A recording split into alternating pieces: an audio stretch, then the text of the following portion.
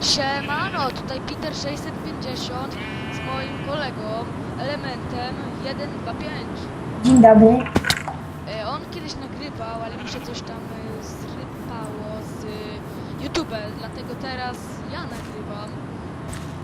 I to jest mój pierwszy odcinek, Minecraft. Przygoda z piekła rodem.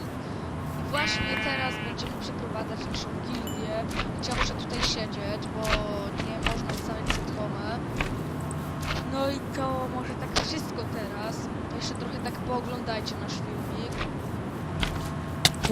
Tutaj trzeba... O, mam koks jabłuszka, to się przyda. Ha, i w mojej następnej odsłonie będę reklamować Pingwin Packa.